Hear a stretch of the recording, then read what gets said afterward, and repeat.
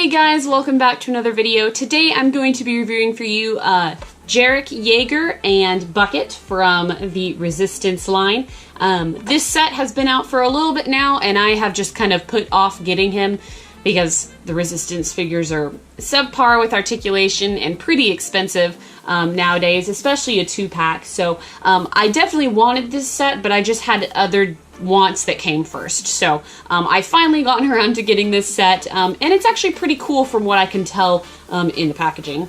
But overall, I think it's got a nice display. It's very small for a 2-pack, just like in terms of packaging.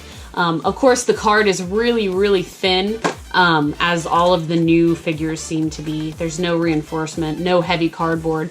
It's just kind of like a cardstock almost. But you do have a picture, an image of, what's his name? Yeager. I always forget it. Yeager and Bucket here, which is his astromech droid. The 2 figures right here, sorry for the glare, and then a Star Wars logo right here. This still says as seen on Star Wars Resistance, and then it has the names right here. On the back, here is Yeager and Bucket again with a small bio that's only this first paragraph, and then another 2-pack that you could get, which is Poe and BB-8 that I have absolutely no desire to get because I already have those figures in different forms. So without further ado, let's go ahead and open these guys up and give them a closer look. Alrighty, so here is Yeager and Bucket out of the packaging, but before we go on to the figures, I do want to give you guys a quick look at the accessories that Yeager comes with.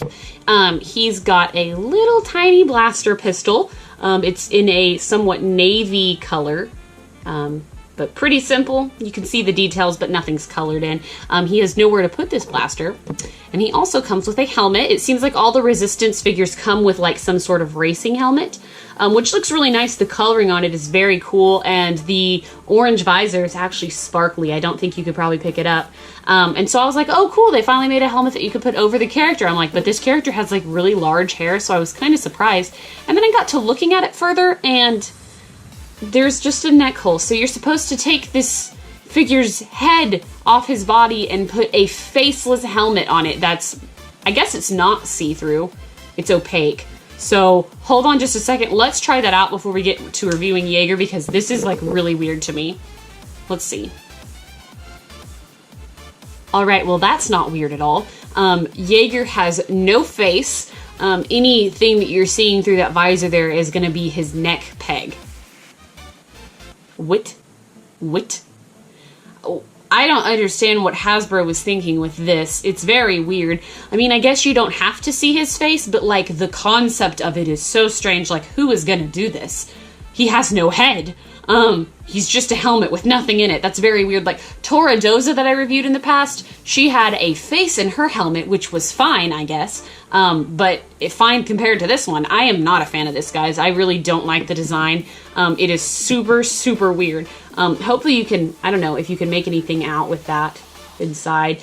I'll show you the top of his joint. It's darker up at the top than it is in the neck. That is super weird. I will never do that again. So putting Yeager's head back on, his sculpt is actually really, really nice. I really like the way he looks. He looks very, he looks just like he came out of the show, to be honest. The paint job is awesome. The sculpting is fantastic. They've added little details like wrinkles in his brow and eyebrows, and they're a little bit shiny too, so they stick out. You can also see that his hair has a special sculpt. It's kind of pokey. And just looks really, really cool. I really like the way his face looks. And of course his beard. We don't have a lot of Star Wars bearded characters, I don't think. But I think that his head looks great. I definitely won't be using the helmet, because that looks weird and it's creepy. His jacket's fine. There's just a couple details on it towards the chest. And then you have a little bit of texture up top with a lighter color here. It's all the way zipped up, so it doesn't add for a lot of like different aspects of it, I guess. And then he's got plain brown pants and boots. His articulation is obviously he's got a ball joint on the head, swivel arms that can swivel all the way around, and swivel legs. So he can do some mad splits. Check that out. Moving on, here is Bucket, which is really, really cool, actually. This figure is very impressive to me. So basically the concept behind Bucket is he's like a really scrapped astromech R2 unit. So obviously he has no like shell. He's just like bones and frame. He doesn't have any of his like aesthetic looks to him. And he wears this little helmet that they've sculpted onto the eye portion or the camera portion, and it's sculpted and glued on at like an angle, so it sits cockeyed on his little camera eye head thing. And I really think that that's very cool. I was really impressed with this figure when I took it out of the packaging. For one, it's like multi-dimensional. You can see inside his belly, and there's initially like this little, what's supposed to be a wire cage, and then wires and stuff underneath. The cage is movable. You can kind of pull it a little bit, but I think it's a really neat look. It's very unique. I think that every time they try to make a more and more unique, like, astromech companion, and Bucket's really... he's on the edge here, but he's really cool, and he's got a lot of detailing. I really like him. His head is on a ball joint, which is surprising. This is the most articulation an astromech droid is ever going to have. But his head's on a ball joint, so it just swivels all around. His legs are on a ball joint, which I was super surprised at. So they go all the way around, and they actually do twist in their joint. So that's really surprising, and it's on both sides. So you can get him into all kinds of like little wacky poses, I'm sure. And then of course he has a pull-out leg. And his leg is even a little bit movable, posable. And then of course the feet do move as well, independently.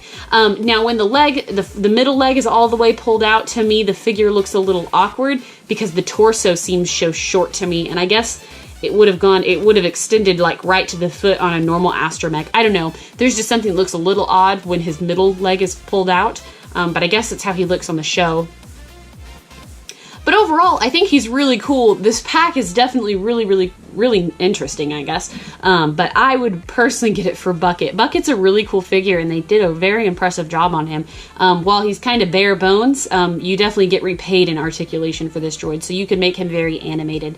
As for two-time Olympian Yeager, he is also very good. He's very simple, but his face sculpt is super impressive, and then he comes with a creepy helmet that you should immediately burn upon buying this.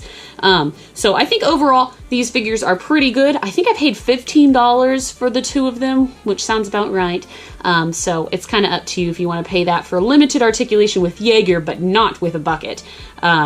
Especially if you're not a fan of the season or the series, maybe don't pick them up unless you like the Star Wars figures. I personally do, but I thought that they were pretty cool. I actually do have a playlist for Resistance figures, keeping in mind that more will hopefully come out. So I do have a couple on there already if you want to check them out. They're on my playlist tab on my channel, and then there's a folder for Star Wars Resistance. But anyways, guys, let me know what you think about these two figures in the comments below. And as always, thank you so much for watching, guys. Bye.